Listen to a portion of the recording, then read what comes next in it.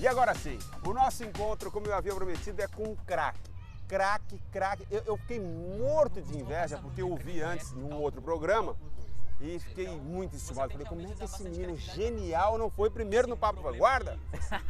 Tudo bom, Vinícius? Como é que você tá? Tudo Beleza? bem, Gustavo Haddad Braga, primeiro aluno ibero-americano a conquistar uma medalha de ouro nas Olimpíadas de Física. Internacional de Física, exatamente. Meu, foi aonde? Foi na Tailândia agora em julho. Eu fico me preocupando como é que você fez para falar com os caras, rapaz.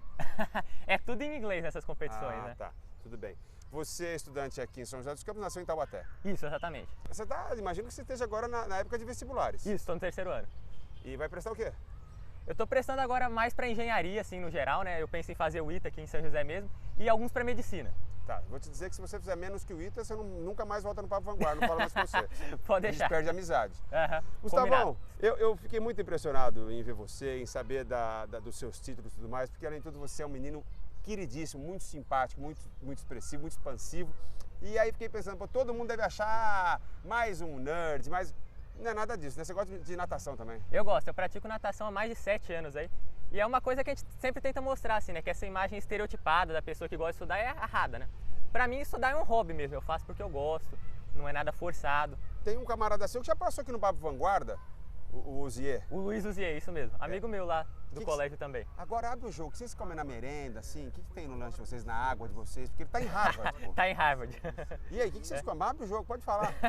Arroz e feijão mesmo. Pelo tem amor ferro, de viu? Deus. Tem que ter ferro pra continuar. Mas tem muita gente que no vestibular vai tomar ferro, porque não é bom que nem vocês. Eu queria mandar aqui um abraço especial à dona Kátia, sua mãe, que disse que é minha fã. Pô, eu sou fã do seu filho, fã da senhora que fez Um abraço pro meu pai também, Wagner. Tem que equilibrar o jogo, né? Que tá é bom, isso. Tá bom. Bom, então vamos começar com a história que é a seguinte: o campeão mundial de física aqui do nosso lado, e nós estamos no Parque dos Santos Dumont, em São José dos Campos, e aqui nós temos um avião, o Bandeirante, que dá início à industrialização aeronáutica do Brasil, a Embraer e tudo mais. Como é que avião com essa massa toda voa, fera? É uma das primeiras coisas, na verdade, é uma das coisas que me impressionou mais, assim, quando eu comecei a estudar, né? Como é que você coloca coisas em voo. Porque, veja, você tem turbinas ali, mas a força que essas turbinas exercem é toda horizontal. Tá. E você precisa, para equilibrar o peso desse avião, uma força vertical. Tá. Como é que funciona isso?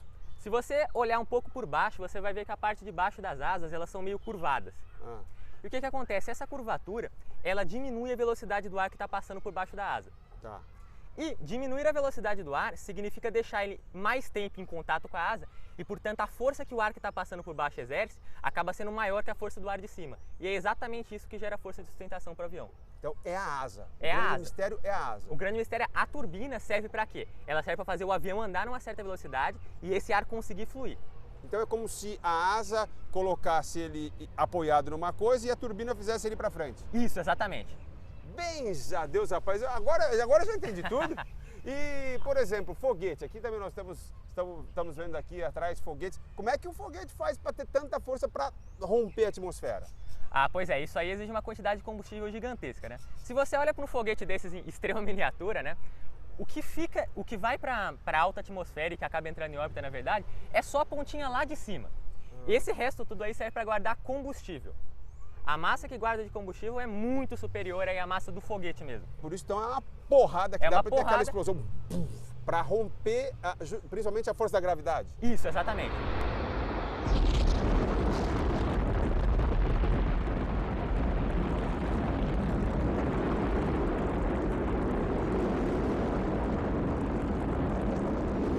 E aí, conforme o foguete vai subindo, né, cada um desses pedacinhos vai se desprendendo, para não, depois que acabou o combustível que ele guarda, para não sobrar massa aí que não serve para nada, E né, não gerar peso. Não gerar peso adicional. E quando a gente fala gerar peso, é justamente porque peso é a força da atração Gravitacional que a Terra exerce. Meu pai celestial, eu fico pensando agora em você quando você era pequeno e começa aquela história de por quê? Por quê? Porque criança pequena é um inferno. Você em casa que tem filho, sabe o que é, né? Por quê? Porque você devia ser um inferno na vida da dona Kátia. Ah, com certeza. Pode perguntar para ela se você quiser. Viu? O meu pai e minha mãe são os dois engenheiros químicos, né? Então, isso eu acho que é uma coisa que me motivou muito a estudar, assim, né? Eles sempre estavam muito abertos a debater comigo as questões de como as coisas funcionam, né? Além da aviação e de como um avião se sustenta, quais foram as suas primeiras dúvidas, assim, daquelas... Eu gosto que o Henrique, meu cinegrafista, mostra aqui o Henrique para mim, por favor, o NX, de longe, dá um take do meu amigo cinegrafista. Eu gosto aqui, meu amigo cinegrafista, o Henrique, ele usa um adjetivo muito bom, é cabuloso. Cabuloso. Qual foi a dúvida mais cabulosa que você teve? Eu acho que desde o começo, assim, eu gosto muito de observar o céu, assim. Eu participei de 2 Olimpíadas de Astronomia também, então eu acho que uma das dúvidas mais iniciais eram coisas fora da Terra, assim. Então, o que são as estrelas, né? O que são as estrelas? Tá? Então, estrelas são, por incrível que pareça, nossas mães de verdade. Você sabe que o universo, no começo, quando ele se originou, todos os átomos que existiam aqui eram de hidrogênio e hélio. E você sabe que a gente tem muito... Não, eu não sei. Você não sabe? Quem sabe é você. Você sabe que a gente tem muito carbono e oxigênio. De onde que veio todos esses átomos que se constituem a Terra? O ferro, para formar esse avião, o alumínio. De onde veio tudo isso? Veio da morte de estrelas. Porque as estrelas, durante seu ciclo de vida, porque as estrelas elas nascem, crescem e morrem. E nessa morte elas se reproduzem também. Porque a nuvem de poeira que gera uma explosão de uma estrela, que chama supernova, é que dá origem a outras estrelas e libera todos esses elementos químicos aí que constituem tanto a nossa vida como quase tudo que a gente conhece. Então quer dizer que é verdade que um dia o Sol vai morrer? O Sol vai morrer. O Sol está aproximadamente na metade da vida aí, né? Pessoal, vamos aproveitar então Caraguatatuba, Ilhabela, vamos pôr para quebrar? Opa, que daqui a uns 10 bilhões de anos não vai mais dar, viu? Então não vamos se preocupar por enquanto não, o pessoal que vem depois é eles que se viram, porque também eles vão ter que dar um jeito de se virar, daqui a 10 bilhões pinta uns caras que nem você, arruma um jeito, né? Arruma um Sol aí, outro, né? Esperando esse aí. Já que a gente está falando disso, de olhar para cima, por que o céu é azul? O céu. Muita gente confunde isso aí, sabe? Já vi muita gente dizer, por exemplo, que o céu é azul porque o mar é azul. Na verdade funciona o contrário, né? O mar é azul porque o céu é azul. Como é que funciona? Se você olhar para o Sol, você vai perceber que ele não é azul. Uma coisa que é bem fácil, né? Ele é branco, branco para amarelo, né? O que isso significa? Significa que nessa faixa do visível, que são os comprimentos de onda que a gente consegue ver, ele está emitindo na faixa toda, né? Desde o azul, passando pelo verde, pelo amarelo até o vermelho. Porque o branco, por definição, ou enfim... Seria a mistura de todas as cores aí do visível. Então ele está jogando todas as cores. Isso. Aí o que acontece? Como o Sol está jogando todas as cores, logicamente a única coisa que poderia criar essa imagem azul do céu é a interação da própria luz do Sol com a atmosfera. E o que acontece? As partículas que tem na atmosfera, né, as moléculas, principalmente de nitrogênio e oxigênio, elas espalham com uma maior eficiência as luzes desse comprimento de onda mais baixa, luzes mais energéticas na faixa do azul. Então, embora o Sol esteja jogando tudo, só o azul que é espalhado, então é o azul que a gente percebe como cor predominante. Entendi. Mas e por que no pôr do Sol, então, ele vai ficando mais avermelhado? Então, é pelo mesmo efeito. Porque você imagina assim, quando o Sol está no ápice, né, a gente chama de no zênite, que é logo em cima das nossas cabeças, o trecho da atmosfera que a luz tem que passar para chegar até nós é pequeno relativamente. Então, a luz azul é espalhada, beleza, a gente vê o céu azul.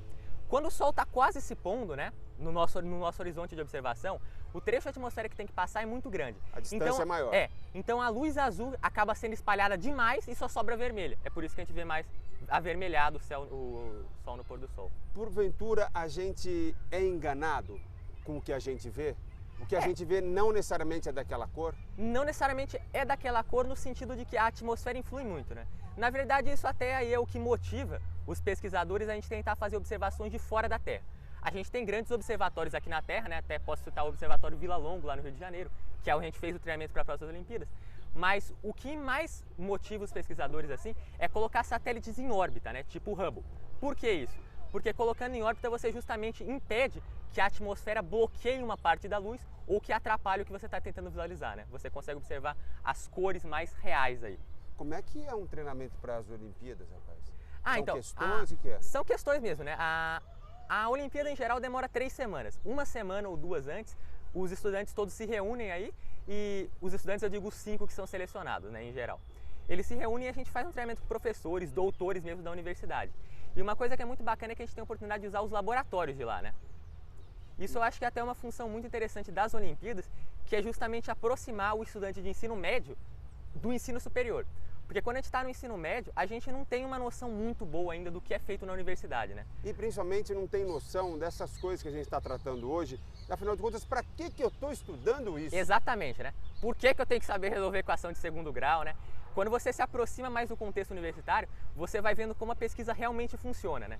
Isso é uma coisa que eu tenho certeza que puxa muitos alunos para essa carreira científica. E já que a gente está falando tanto disso, de enxergar, de visão e tudo mais, vamos falar dessa moda aí que tem o tal do 3D Filmes 3D, né? Tudo agora é 3D. Aliás, eu queria dizer que eu fico muito chateado com isso, que eu tenho um olho só, nunca vou ver em 3D.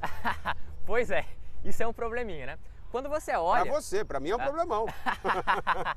Quando você olha, como é que você vê as coisas em perspectiva, né?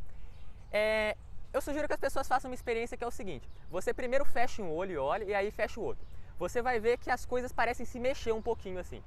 E você vai observar também que quanto mais próximo o objeto que você está observando estiver de você, mais ele parece se mexer. Porque cada olho vê uma imagem. Vê uma imagem, né? Primeiro eu estou olhando nessa direção e depois nessa. Então o cérebro muito evoluído que a gente possui, ele sobrepõe essas duas imagens e aí com isso ele cria esse efeito de terceira dimensão. É justamente a convergência desse ponto que dá a impressão de localizar onde é que o negócio no espaço, né?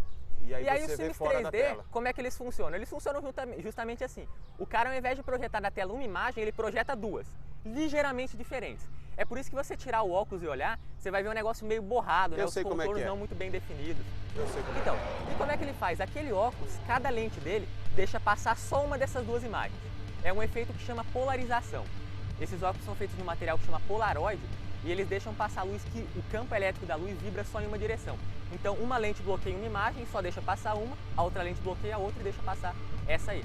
E aí você vê duas imagens diferentes e consegue esse efeito. O cérebro junta as duas Exatamente. E põe pra frente. Aham.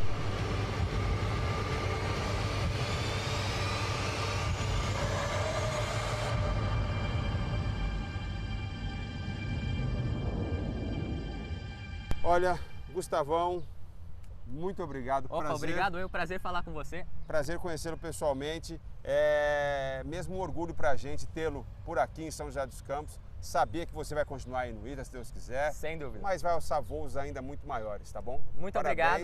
Sucesso, cara. Valeu. Sucesso. Um orgulho mesmo.